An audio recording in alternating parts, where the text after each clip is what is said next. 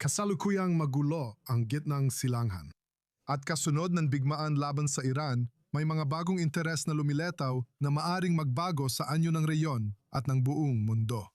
Tatlong bansa, magkakahiwalay ng heograpiya. Ngunit nagkakatulad sa pananaw sa banta at interes ay tahimik na bumubuo ng isa sa pinakakapanapanabik na estratehikong pakikipagtuwa ng dekadang ito.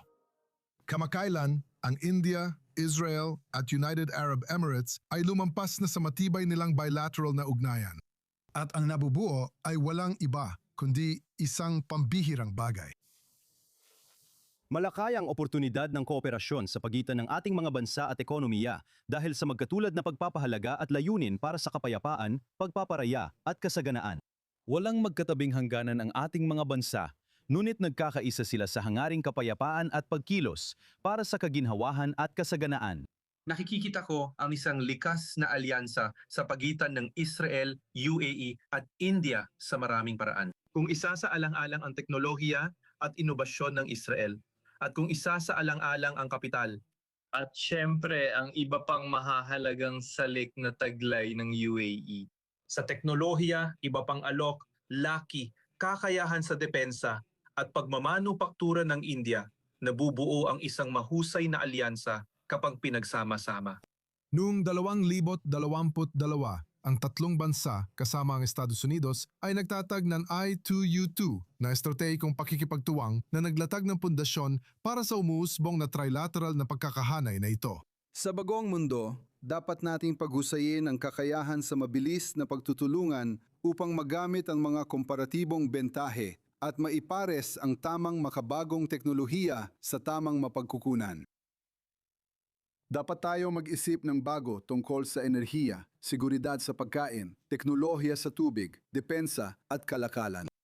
Bawat isa sa ating mga bansa ay may kanya-kanyang hamon at natataning mga katangian na naibabahagi. Pero iyan ang dahilan kung bakit mas malaki pa ang ating potensyal. Sa mga nagdaang taon, bawat pares ng bansa ay lumagda ng ilang bilateral na kasunduan sa iba't ibang larangan. Ngunit may isa na higit na nagbubuklod sa kanila kaysa sa iba pa. Sa depensa, may dekada na tayong matibay na kooperasyon.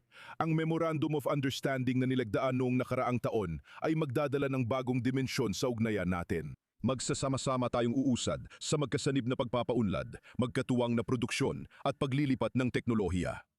Bagamat wala silang formal na kasunduang alyansa, kasunduang pagtatanggol sa isa't isa o pinagsamang estruktura ng command, ang UAE, India at Israel ay may iisang banta na lalo pang lumala nitong mga nakaraang taon.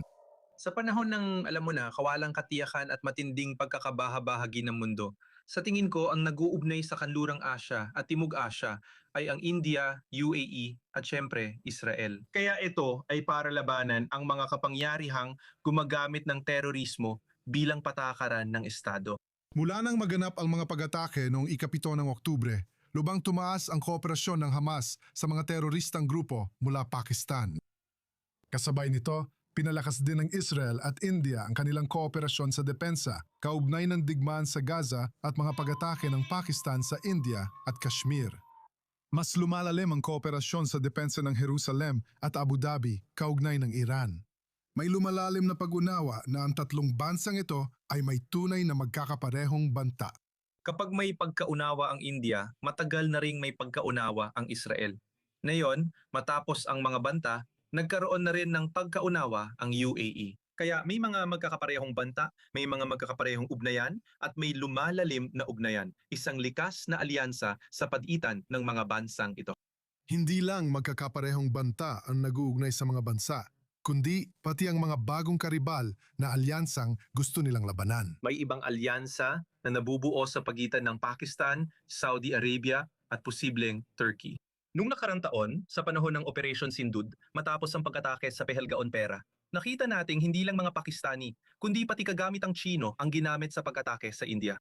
Gumamit din sila ng mga Turkish na drone laban sa India ng paulit-ulit. Ipinakita ng mga pangyayari sa nakaraang 12 buwan na may nabubuong trilateral na balangkas sa pagitan ng India, Israel at UAE. At habang ito ay nabubuo pa lamang, malinaw na ang direksyon. Isang lumalalim na pagkakaisa sa seguridad, na pinatatatag ng pagkakaugnayang pang-ekonomiya na may potensyal na baguhin ang rehiyon at higit pa ron,